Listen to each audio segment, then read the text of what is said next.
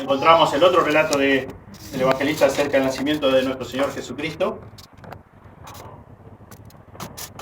Y dice así la Escritura, Mateo capítulo 1, versículo 18, dice: el nacimiento de Jesucristo fue así: estando desposada María, su madre, con José, antes que se juntasen, se halló que había concebido del Espíritu Santo.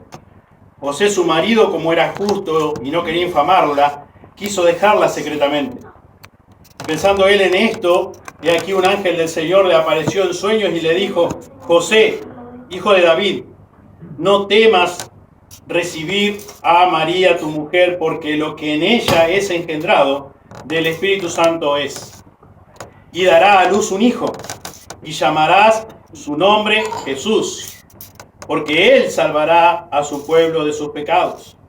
Todo esto aconteció para que se cumpliese lo dicho por el Señor por medio del profeta, cuando dijo: he aquí una virgen concebirá y dará a luz un hijo, y llamará su nombre Emmanuel, que traducido es Dios con nosotros. Y despertando José del sueño, hizo como el ángel del Señor le había mandado, y recibió a su mujer, pero no la conoció hasta que dio a luz a su hijo primogénito, y le puso por nombre Jesús. Jesús nació. Qué trascendental es este nacimiento. El nacimiento de Jesús marcó un antes y un después en la línea del tiempo de la raza humana. Muchos acontecimientos se narran antes de Cristo, luego después de Cristo. Pero en esta noche quiero compartir contigo que nos estás acompañando en esta fecha donde queremos recordar el nacimiento de Jesús. ¿Quién es Jesús? Ya hemos escuchado quién es Jesús según el relato de Lucas, y ahora también vemos quién es Jesús en el relato de Mateo. Y también, como se mencionó en el pesebre viviente, ¿por qué nació Jesús? ¿Por qué nació Jesús? ¿Cuál fue el propósito principal de su nacimiento? ¿Por qué es tan, como dije recién, tan trascendental en la raza de la humanidad el nacimiento de Jesús? ¿Por qué ese antes y el después en la línea del tiempo? Bueno, Lucas capítulo 1 nos dice en el versículo 35, el Evangelio de Lucas capítulo 1, versículo 35, dice: respondiendo el ángel le dijo: el Espíritu Santo vendrá sobre ti, y el poder del Altísimo te cubrirá con su sombra, por lo cual también el santo ser que nacerá será llamado Hijo de Dios. ¿Quién es Jesús? Según Lucas, el Hijo de Dios. No fue un nacimiento más, fue el nacimiento del Hijo de Dios. ¿Quién era ese bebé, ese niño que iba a dar a luz? Ni más ni menos que el Hijo de Dios. El Hijo, acá pone el evangelista Lucas, lo pone con mayúscula. El Hijo de Dios, el unigénito Hijo del Dios único, verdadero. Según el relato que leímos de Mateo, capítulo 1, versículo 23, dice: he aquí una virgen concebirá y dará a luz, dice, un hijo, y llamará su nombre, como hemos escuchado el pesebre, Emmanuel. ¿Qué significa Emmanuel? Dios con nosotros. Emmanuel, Dios con nosotros. Si vemos como leímos, dice versículo 22 de Mateo 1, dice: todo esto aconteció para que se cumpliese lo dicho por el Señor por medio del profeta, cuando dijo: he aquí una virgen concebirá y dará a luz un hijo, y llamará su nombre Emmanuel. Ahí en el profeta Isaías, en capítulo 7, nos dice el profeta, versículo 14, dice: por tanto el Señor mismo os dará señal. He aquí que la virgen concebirá y dará a luz un hijo, y llamará su nombre como Emmanuel, Dios con nosotros. También el mismo profeta Isaías en capítulo 9, versículo 6, escribe diciendo: porque un niño nos es nacido, hijo nos es dado, y el principado sobre su hombro, dice, y llamará su nombre admirable, consejero, Dios fuerte, Dios con mayúscula, Dios fuerte, Padre eterno, príncipe de paz. No era cualquier bebé el que estaba dando a luz María, la Virgen María. Era el Hijo de Dios. Y el Evangelio de Juan, que también se mencionó en el relato del pesebre, Evangelio de Juan, capítulo 1, versículo 1 y 3, dice: en el principio era el Verbo, y el Verbo era con Dios, y el Verbo era Dios. Este era en el principio con Dios. Todas las cosas por Él fueron hechas, y sin Él, nada de lo que ha sido hecho fue hecho. En el principio era el Verbo. En el principio era Dios. Siempre fue Dios. Dice, Él dice, y por Él fueron hechas todas las cosas. Y sin Él nada de lo que ha sido hecho fue hecho. Él estaba presente en la creación. Él es Dios. Jesús es Dios. Vestido como uno de nosotros, hecho humano. Vestido de humanidad, de carne humana. También dice más adelante, versículo 14, el Evangelio de Juan, dice: y aquel Verbo que mencionó primero, que leímos en el versículo 1 en adelante, dice: aquel Verbo fue hecho carne y habitó entre nosotros, y vimos su gloria, gloria como del unigénito del Padre, lleno de gracia y de verdad. Ese Verbo fue hecho carne. Nació de la Virgen María. ¿Quién? El Hijo de Dios, concebido, engendrado por el mismo Espíritu de Dios. La palabra de Dios fue hecho carne. El Verbo fue hecho carne, dice el evangelista Juan. En Juan 14:6 nos dice también, Juan 14:6, después de decirnos que ese Verbo fue hecho carne y vimos su gloria, gloria como del unigénito del Padre, en Juan 14:6, Jesús, en su ministerio ya terrenal, dice: yo soy el camino y la verdad y la vida. La verdad, yo soy el camino, no dice Jesús: yo soy uno de los caminos que lleva a Dios Padre, que te lleva al cielo. Él dice: yo soy el camino. La verdad, la única verdad. Fuera de Él no existe otra verdad. Y Él es la vida. ¿Quién es Jesús? Jesús nació. ¿Quién es Jesús? El Hijo de Dios. Es Dios con nosotros.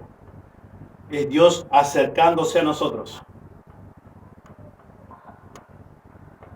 En Filipenses 2, 5 al 8, vemos también que Dios, la segunda persona de la Trinidad, tomó forma de siervo, hecho semejante a nosotros, dice Pablo ahí a los Filipenses.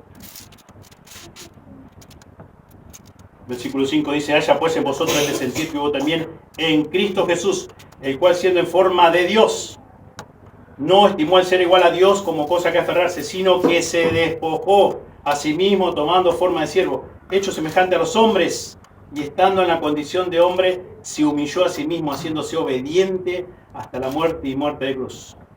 Recién escuchábamos que el nacimiento, si solamente nos quedáramos en el nacimiento, en ese bebé acostado en un pesebre, y contemplando eso y nada más, y nos vamos a nuestra casa solamente pensando en qué lindo eso lo que nos representaron, esa verdad tan vívida los niños, los chicos en esta noche.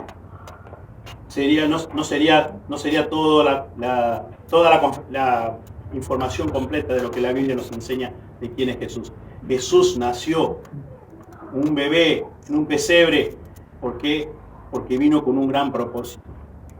Y lo leímos en el capítulo 1 de Mateo, versículo 21, donde dice que Él vino a salvar a su pueblo de sus pecados y dará a luz, le dice el ángel a José, dice: y dará que María iba a dar a luz un hijo y llamará su nombre Jesús, porque Él, ¿quién? Jesús, salvará a su pueblo ¿de qué? De sus pecados. Entonces no nació porque no tenía otra cosa que hacer en el cielo y dice: bueno, me voy a ir a vestirme de humanidad. Me voy a hacer uno semejante a la raza humana. Porque no tengo otra cosa que hacer, no sé qué inventar. Ya tengo todo inventado, voy a hacer eso, no. ¿Por qué? Dice, porque hay un problema con nosotros los seres humanos. Y es justamente el problema de nuestros pecados. Y justamente ese es el propósito que queremos considerar también esta noche. No quedarnos con lo hermoso del pesebre, sino también ver por qué o cuál es el propósito, el para qué nació Jesús. Un gran propósito. Dios enviando a su único Hijo a nacer, a tomar la forma como uno de nosotros, con un propósito en mente, determinado, voluntariamente, para terminar luego en la cruz del Calvario.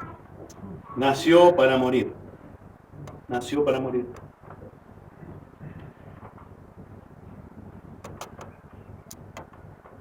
Y ese es el propósito con el cual debemos considerar esta noche.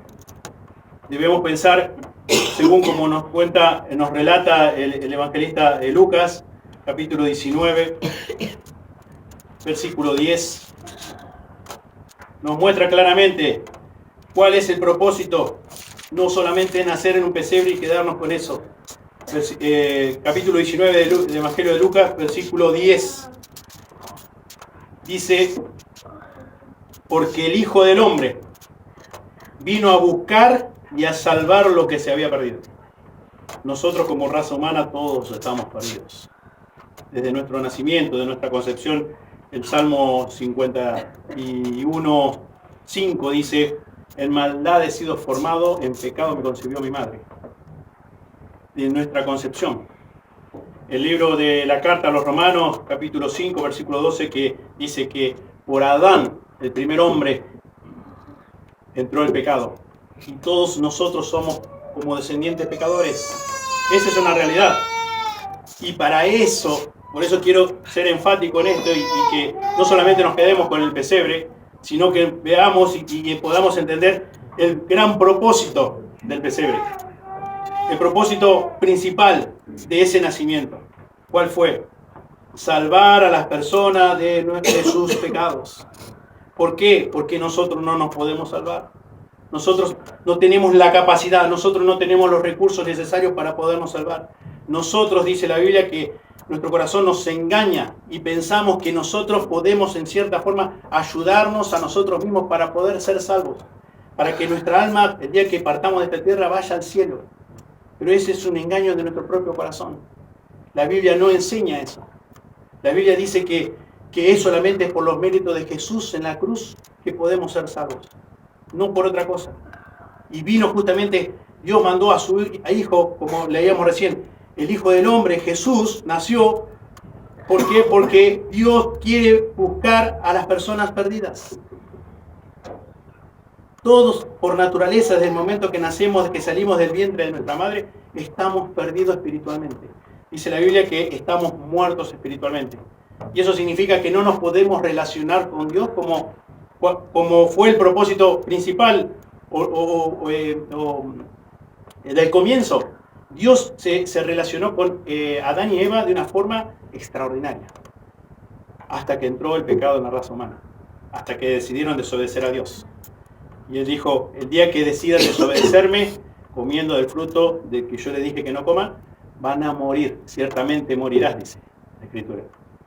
Y a partir de ese momento ya no vivimos para glorificar a Dios. Ya no vivimos para honrar a Dios. O sea, vivimos para buscar nuestra propia gloria. Para vivir conforme a nuestro corazón.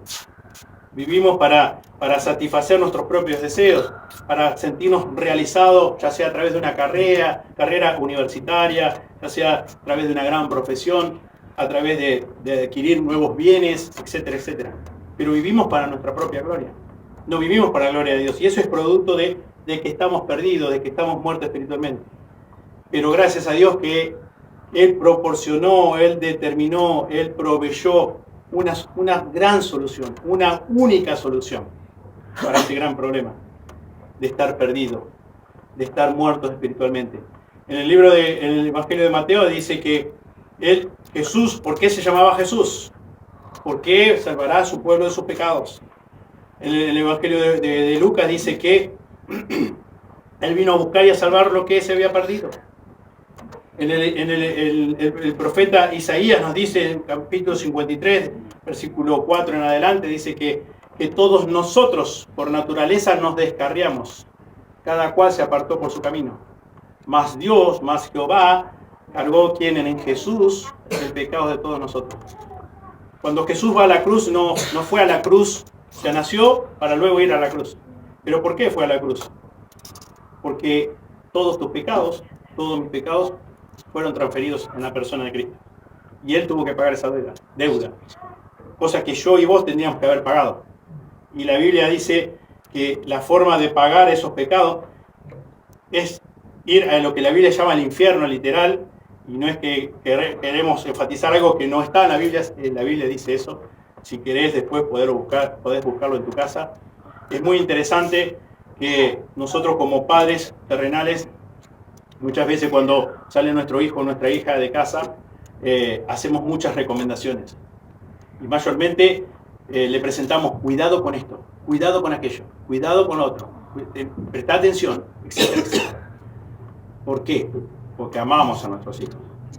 Bueno, de la misma forma, en el ministerio terrenal de Jesús, Jesús habla más del infierno que del cielo.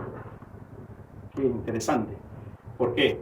Porque es un lugar real, un lugar donde todos nosotros, los seres humanos, desde nuestro nacimiento, vamos a ir a ese lugar si no tenemos la posibilidad o no queremos arreglar nuestras cuentas con Dios. Eso es lo que dice Dios. Producto de estar en nuestro pecado, dice, estamos muertos, como dice en Romanos 3:23, dice, por cuanto todos pecaron y están destituidos de la gloria de Dios. Todos, desde nuestra concepción, desde nuestro nacimiento, todos estamos en la misma condición. No hay un ser humano mejor que el otro.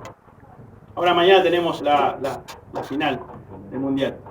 Y pensaba, Messi, según parámetros humanos, Messi tendría que estar en el primer lugar en el cielo. Por lo famoso, por lo talentoso, por el dinero que debe tener. Pero la Biblia no dice eso. No depende de la fama, no depende de lo hermoso o hermosa que pueda ser. No depende de eso. Delante de Dios dice que todos estamos en la misma condición. Por eso es que vino a nacer Jesús. Por eso nació Jesús. Nació Jesús para luego morir. Porque tenemos nuestro verdadero problema con Dios, que son nuestros pecados. Y ahí es una deuda que nosotros debemos pagar, que nos corresponde pagar. ¿Por qué? Porque en Romanos 6:23 dice, porque la paga del pecado es muerte, pero el regalo de Dios es vida eterna en Cristo Jesús, Señor nuestro. Lo que nos merecemos es la retribución, dice Pablo acá en Romanos 6:23, la retribución, lo que realmente nos merecemos como seres humanos por ser descendientes de Adán, es castigo. ¿Por qué? ¿Porque Dios es malo? No, porque nosotros somos malos de nacimiento y nosotros no buscamos a Dios. Dice también Romanos 3, dice que no hay justo ni aun uno. No hay quien entienda, no hay quien busque a Dios. Algunos se hicieron inútiles, no hay temor de Dios delante de sus ojos. Y eso es lo que somos nosotros por naturaleza. Pero gracias a Dios por el nacimiento de Jesús, que Jesús nació. Y que Jesús nació con un gran propósito, ir a la cruz del Calvario. Y ahí pagar todo lo que vos y yo debíamos pagar.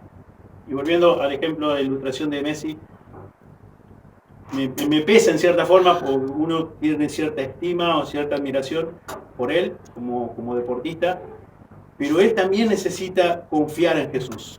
Él también necesita reconocer que es un pecador. Él también necesita saber que por más logro, por más talento, por más famoso que es, no se puede salvar a sí mismo. No se puede salvar a sí mismo. Isaías 64:6 nos dice la Escritura que aún nuestras propias justicias son consideradas para Dios como trapo de inmundicia.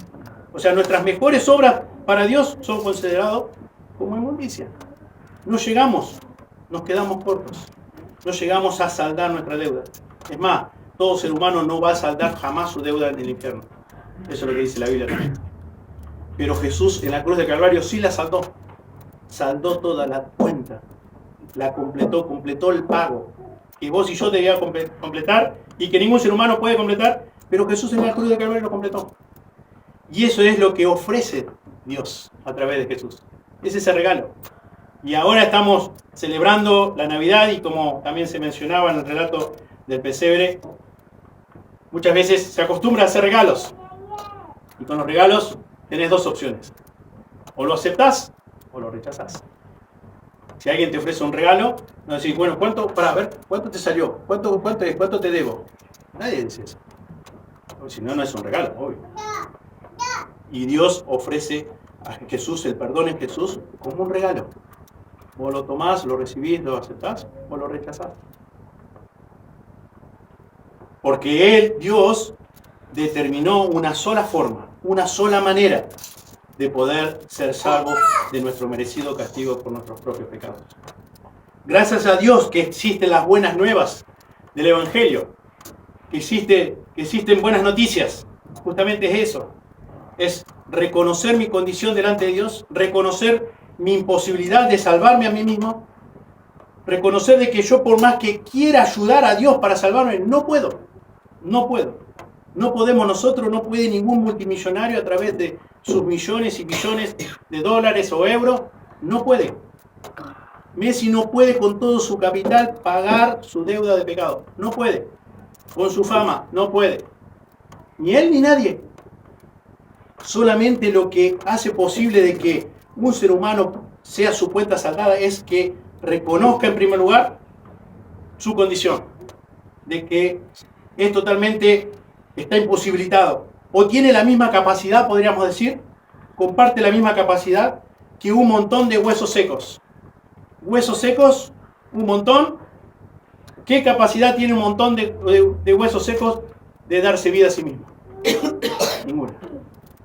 Bueno, esa misma capacidad compartimos todos los seres humanos para salvarnos de nuestro castigo, de nuestro merecido castigo por nuestros pecados. Y en primer lugar decía, debemos reconocer esa total imposibilidad a salvarnos a nosotros mismos, esa incapacidad, reconocer que por ende somos pecadores desde nuestro nacimiento y la única forma de reconciliarnos con Dios es a través de los méritos de Jesús en la cruz. Solo lo que Jesús hizo en la cruz sirve, es suficiente para salvarnos, para darnos vida, como dice la Escritura. Dice en Hechos 4:12, y en ningún otro hay salvación, porque no hay otro nombre bajo el cielo dado a los hombres en que podamos ser salvos.